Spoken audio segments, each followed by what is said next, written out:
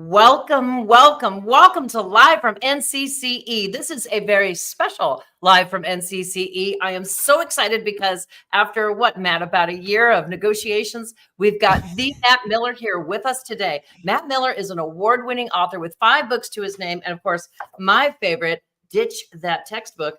I don't think a lot of people know, Matt, that DITCH is actually an acronym, right? Yes, that's right.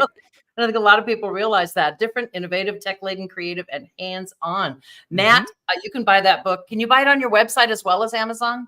Mostly just on Amazon. That's the easiest On way to do it. Amazon. Well, it's available now at a very reasonable price. He's the Google certified innovator, PBS Learning Media Digital Innovator, 2-time BAMI Award nominee. And there are tens of thousands of educators that subscribe to his blog. And today, Matt is going to talk to us about AI and making life wonderful. And I just can't wait. I can't wait because I ditch the textbook all the time. So Yes, Matt, ma'am. the floor is yours.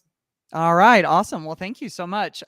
When Tammy and I started talking about doing this, when she said a year of negotiations, that was like just trying to find a date. It was like just trying to find a time when I could come on here. And we talked about a variety of things that we could do this presentation about, and we kind of decided there's all of this AI stuff going on right now that we're trying to wrap our brains around, but then there's also the idea that teachers have a lot on their plate and there's a lot of workload, and there's certain things that we can do to help us sort of free some of that stuff up, get some of that stuff off of our plate so that we can save time for what matters most. And so with an inability to decide between the two, we were like, hey, let's just do a little bit of both. So that's what we're going to try to do tonight. So, since I published my new book right here called AI for Educators, one of the big questions as AI has made its way onto everybody's radar, so to speak, one of the big questions that people have been asking about is using AI cheating. As ChatGPT started to come onto the scene, and as people started to see what some of these large language models could do, it started to make our minds blow a little bit. And it started to push up against a lot of our traditional practices that we've had in the classroom, because these large language models can do a lot of that stuff. So it just starts to make us ask, should we keep doing some of these things even if the large language models can do them, or should we change things around? Should we throw things out? What is acceptable and what's not, and everything? And that's really one of the biggest things I think people are still trying to figure out right now is what's the place of AI in the classroom? And I think a lot of people, they want to know an answer to this question that's on the screen right now. Is using AI cheating? You've got some people all the way over on one end of the spectrum that are in the camp of all AI is cheating and kids should never, ever use it. To which I always say, hopefully not in a very snarky manner, but in a gentle, respectful manner, I might say, spell check and grammar check all run on a form of artificial intelligence. So if we say that using AI is cheating, then we're kind of telling students that they can't use that stuff. So I think really a better question than is using AI cheating, a better question we could ask is, what does responsible use look like? What could it look like if we used AI responsibly? And that could be, in a variety of different ways. Of course, we have lots of different types of AI. The large language models like Bard and Bing and Claude and Perplexity and ChatGPT, those large language models, those are the kinds of things that we're starting to see more of. But it's a valid question for other types like AI image generators and everything.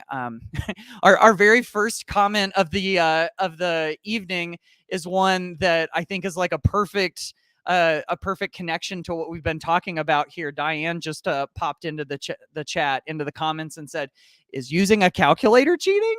And hey, there were those conversations years ago, weren't they? When calculators started coming onto the scene and people are like, how are people going to know how to do those calculations if we don't use them manually? You're not going to be walking around with a calculator in your pocket. Well, I walk around with a supercomputer in my pocket, So, it's yet another one of those responsible use conversations. And so here's what I'd like for us to do.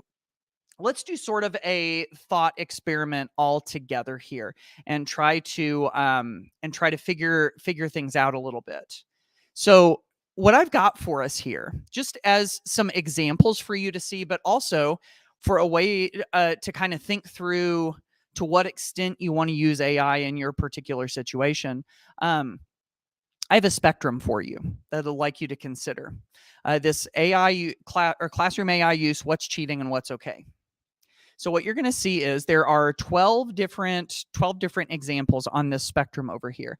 And up near the top, we've got more of like lots of AI use, lots of AI, all the way down to the bottom, which is more human use and less AI use. And so I'm going to start popping some examples up here. And I want you to ask yourself some questions as I go through these. And they're all going to be kind of framed under the guise of student writing. Just because I think that's one of the biggest things that's in the crosshairs right now with a lot of the new generative AI and the large language models that are coming out. And so under that, I want you to ask yourself, if you were teaching, under what circumstances would you be okay with some of the examples that I'm giving? Under what circumstances would you not be okay with it? Would you consider it cheating or inappropriate or whatever? And then another question you can ask yourself too is, if you had to draw a line through this chart and say, everything above this line I'm not okay with, everything below this line I am okay with, where would you draw that line? It's going to be different for everybody depending on your students and your subject and your teaching philosophy and your district policies and just like all of that stuff. So just kind of walk your way through this with me. What do you say? I actually can't hear you because you're just typing through the comments. And so I'm just going to assume that everybody had a resounding, yes, let's do it. So let's pop the first example up here. It's going to be right up here near the top under the more AI creation. And so here's the first one. This is under, where there's like lots and lots of AI work, not very much human work. AI does student work for them with no thought by the student. This is the thing that I think a lot of educators thought of when AI started to come onto the scene, was that, all students are going to do is just copy paste out of AI assistants like ChatGPT, and they're not going to do any of the thinking. I think we can all pretty clearly and pretty easily say this example here is not what we want at all. This isn't what we want. Students aren't thinking, they aren't developing skills. They're kind of like avoiding the work and avoiding the growth that we hope that comes out of the learning and everything. So I think that one's a pretty easy one.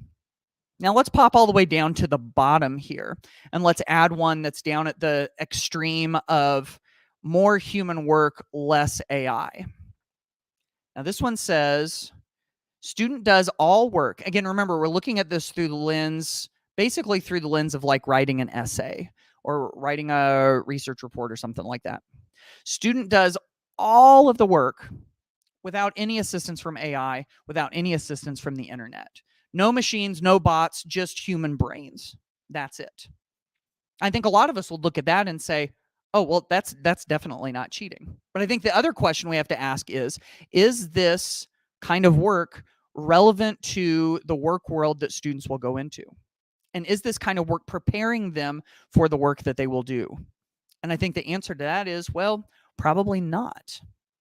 And so if that's not what we're looking for, and if the one at the top is not what we're looking for, then the answer is probably somewhere in what I call the messy middle. And this is where it gets a little bit subjective. And so again, just kind of as a thought exercise here, let's add another one up here. AI writes the content. Like AI generates a draft of an essay, but the student takes that essay draft and edits it based on learning from class. So think about that for a second. We ask AI to write a draft. One important thing to note here is that in this example, it's understood by the teacher and the student that the AI wrote the draft. It's not that the student is trying to pass it off as their own work. That transparency is important, I think. But in this case, the AI writes the draft, student takes the draft and edits it based on what they've learned in class. Now, Is this a perfect example for everybody? Well, for your upper level, like advanced placement English students, and some of those students that are expected to do complex, deep thinking and write about it, maybe this isn't for them. But what about your emerging writers? What about your students who are learning English as a new language? Something like this may be empowering to them, where they feel like they can do some of the writer's work, some of the tasks related to writing, and by doing the activity this way. Let's add one down here at the bottom, which is like more focused on, lots more human work, less AI work. So in this example, student writes all content, like student writes the entire draft themselves, but asks AI for feedback to improve. So they take that draft that they've written and they throw it into some sort of AI tool to get feedback for improvement. Now, again, we were talking about spell check and grammar check earlier. That's kind of what we're asking them to do when we do that. But even now, and as AI tools continue to develop, there will be more and more things that students can do to get feedback from AI. And so then, in this case, that's another one where students doing most of the work, but is getting some AI assistance in their writing. Is that okay? Is that best for the student? Is that good for the student? Under what circumstances? Let's go back up here, closer to the top with more AI creation. Student rewrites AI generated content. Like the AI creates a draft, but student rewrites it with their own improvement ideas. So now we're going just from tactical editing to big picture communicating. We're talking about the message. We're talking about the tone. We're talking about the voice. We're talking about the student going, what do I not like about this that I can change? What other things would I add to it that aren't in it? So now, again, the AI is still doing the vast majority of the writer's work, but the student is starting to add some of their own ideas. Let's go back down to the bottom.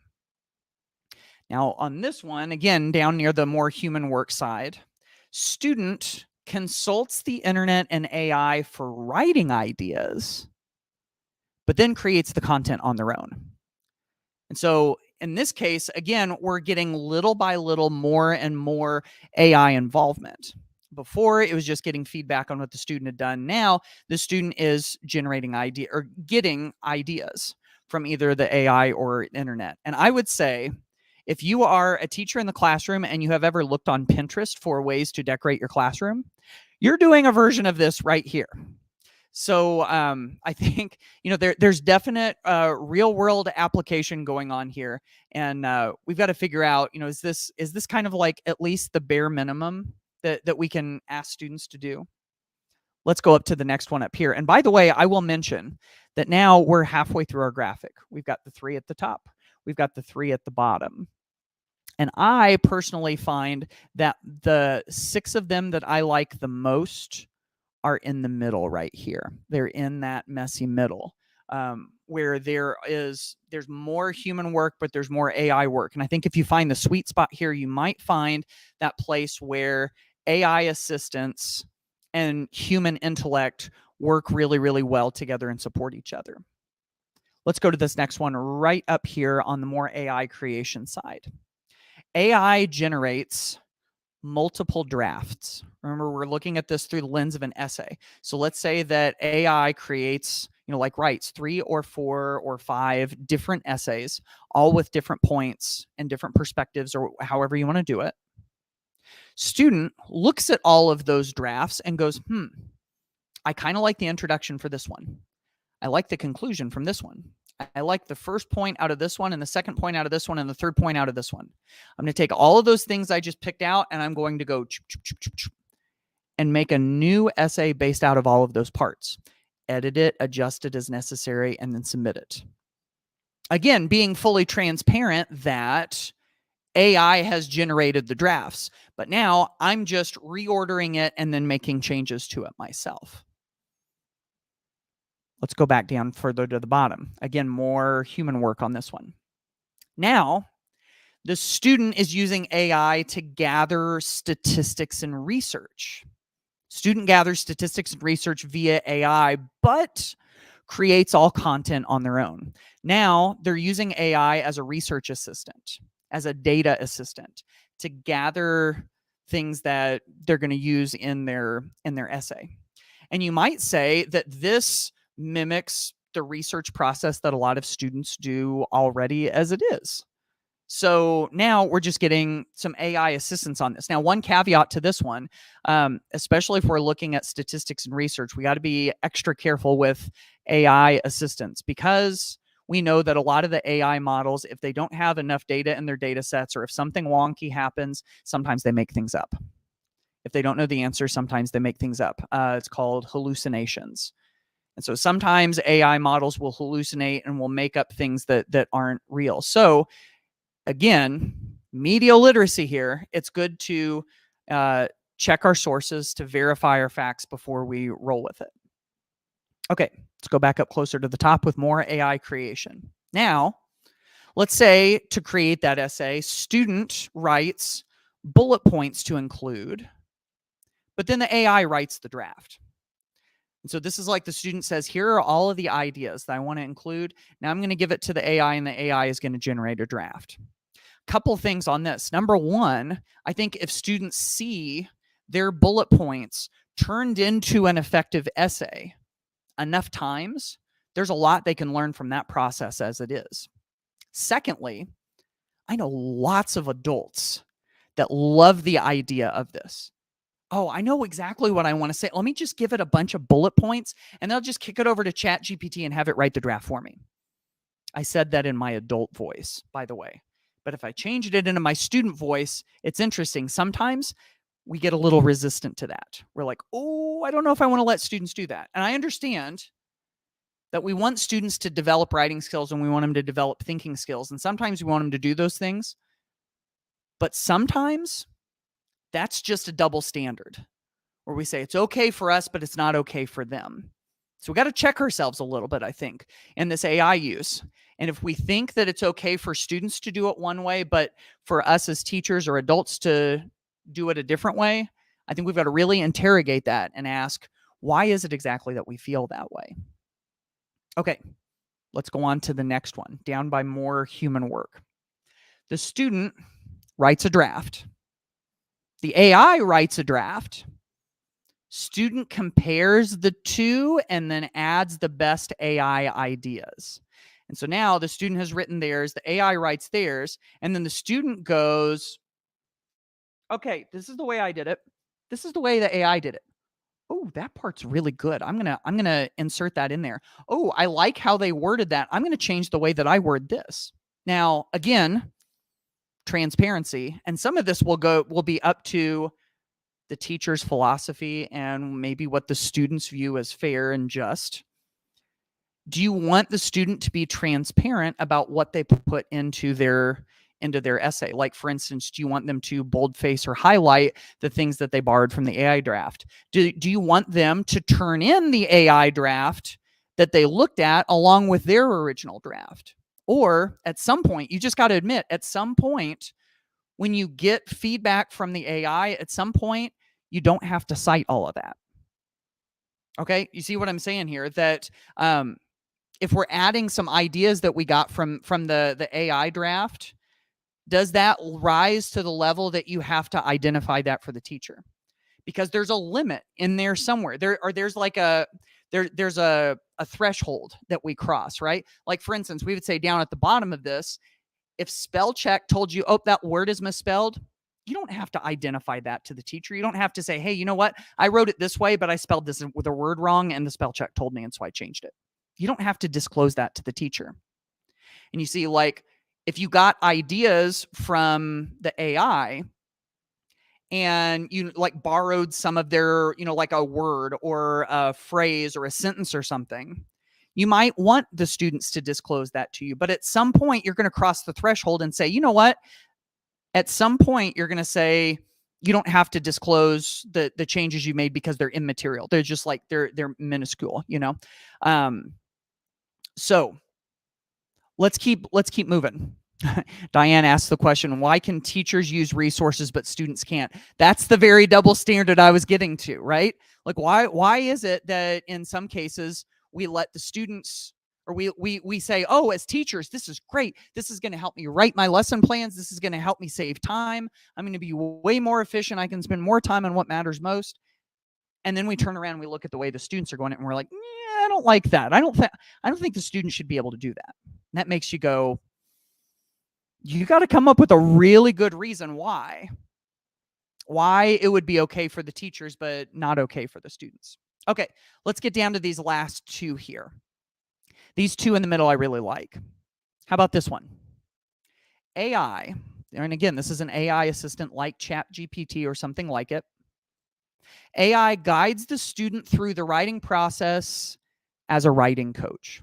Now, we already have, there's not a ton of them out there, but we already have some AI models that do this for students.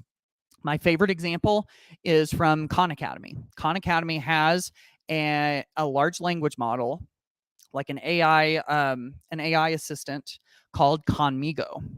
Khanmigo has been trained to support K-12 students based on lots of best practices for teaching and learning. And one of the things that it's been trained really well on is helping students to write.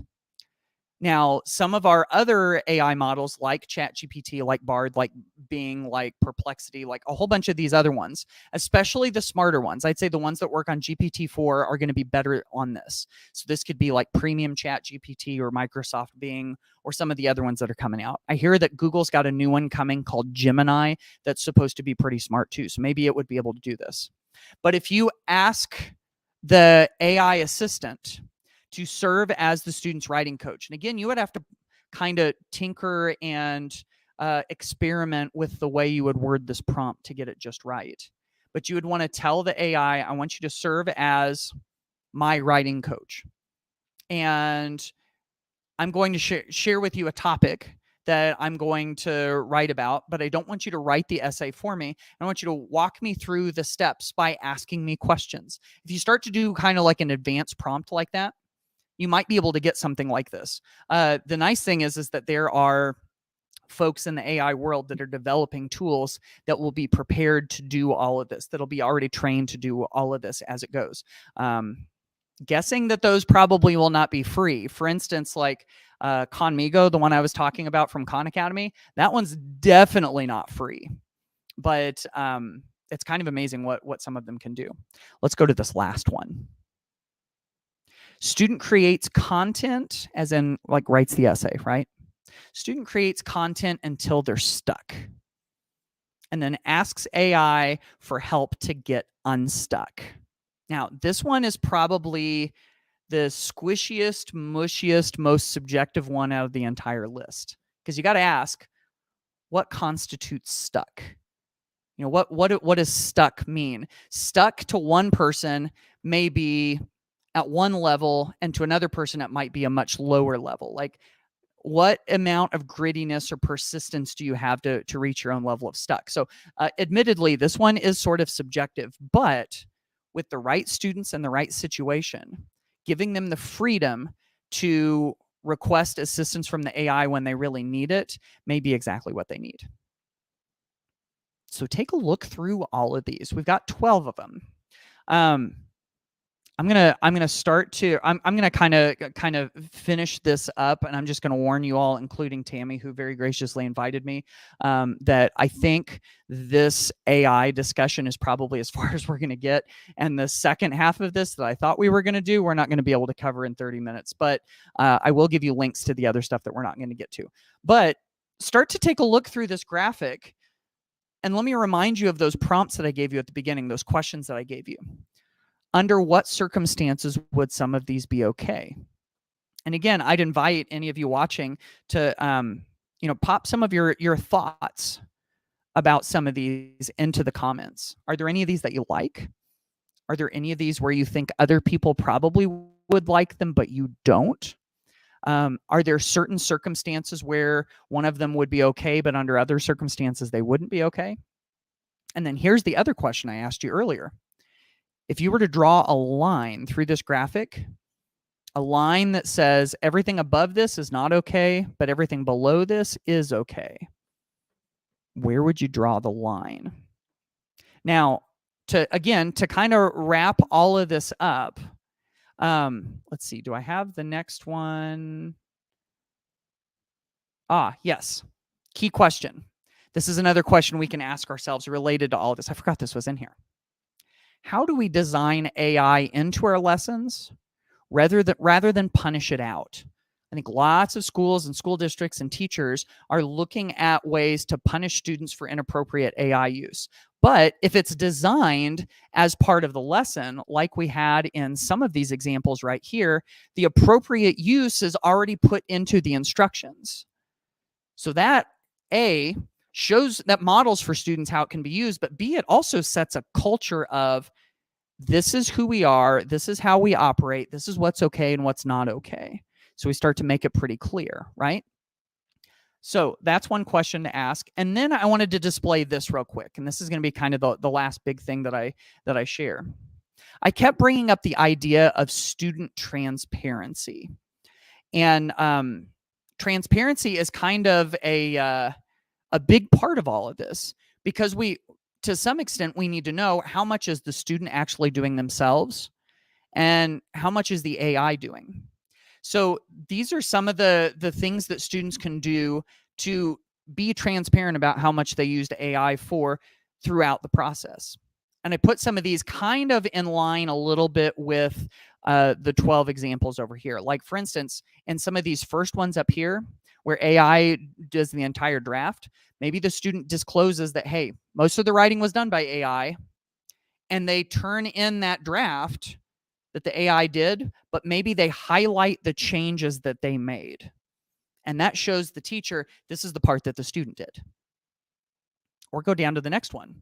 Disclose that the draft, yes, indeed, was written by AI with the guidance of student ideas and points. So if that's the bulleted list, maybe the students provide the bulleted list and then the AI draft. And then everything is on the table. Student discloses how much AI coached them. That's just for this middle one that says AI guides through the student through the writing process as the writing coach. And maybe you provide an AI assistant transcript. I don't know. Whenever I'm having to have students turn in a transcript of what they said back and forth with the AI, personally, that starts to make me feel like I'm overstepping a little bit as a teacher. But again, to each their own, right? I love this comment that I just saw from Shannon, who said, challenge students to formulate the correct questions and the thinking to get the intended outcomes for learning. Yeah, I mean, that's really some of that fantastic inquiry-based learning that we've all sort of tried to do to some extent, some a lot better than others. And it fits really nicely in the rest of this. And then how about this? Student makes minor changes based on the AI feedback, but this gets to the issue we were talking about earlier, but doesn't need to cite the influence that AI had on the work, because it's still materially the student's work. It was just informed by AI. So again, like I was saying earlier, there's a threshold where you pass by and you go, okay, at this point and beyond, I don't need to disclose how the AI helped me because it's minor and because the vast majority of the work was mine. So anyway, you can keep going on and on and on, but that is an important question that you can ask yourself is, how can the student be transparent about how they use the AI so that nobody is misled, One last thing, and sorry to the people behind the scenes, I forgot to provide this link, but you can see it on the screen. If you'd like to get a PDF of this graphic that I just shared, you can go to ditch.link/AI spectrum. ditch.link/AI spectrum. So if you go there, there's a downloadable PDF that you can get your hands on if you're interested. So that kind of wraps up the stuff that I've got for you. I know that there are still several AI resources available if you want to go check those out, that I know we've got in some of the banners. For instance, there's a big blog post that I've written about AI that's at a link, ditch.link/AI. So if you go to ditch.link/AI, you can see some of those resources. And then if you're interested in my book that I mentioned earlier, AI for Educators, where I go deep into academic integrity and cheating, how AI can be used as a teaching tool, what are the implications in the classroom, you can go to ditch.link/AI book, which is right down there. But that, I think, wraps it up. So, oh, Shannon was asking if we're going to see me at NCCE 24. I would love to be able to do that. I don't know. Maybe we'll have to find a way to get me out there. I've always heard such good things about NCCE. So yeah, maybe one of these days, who knows? It's all true. We may have to call you about that. Thank you. Yes.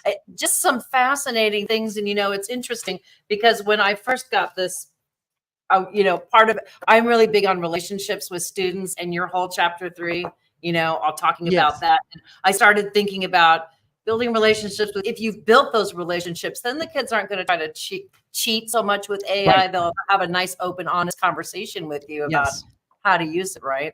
Mm-hmm. Yes. Yeah. Oh, yeah, absolutely. I mean, we've seen it in a variety of other areas, and it fits with a lot of this AI stuff too. It all comes down to, trust and motivation. I mean, like all of that stuff that is rooted very much in the relationship you have with students. Yeah, absolutely. Matt, thank you. We are so grateful for your time. Be sure that you follow Matt Miller with the outside before it on, what do we call it now? I mean, I still say Twitter, but it's got an X before it. So X Twitter. I'm going to defiantly keep calling it Twitter. I mean, okay, Elon's not going to change my mind. I will follow your fine example. Be sure you follow Matt. Be sure you get on his mailing list. Utterly fantastic, amazing resources in here. And yeah, ditch the textbook, but don't ditch the book. This is like the Bible. So thank you again for your time, Matt. Thank you, everyone, for joining us on this very special Live from NCCE. We will be back next Thursday, I know, on our regularly scheduled time, and we're going to have Dr. Michael McVeigh from ISSE talking to school boards and administrators. So thank you so much for joining us, Matt. We appreciate your time, and everyone else, have a great evening from Live from NCCE.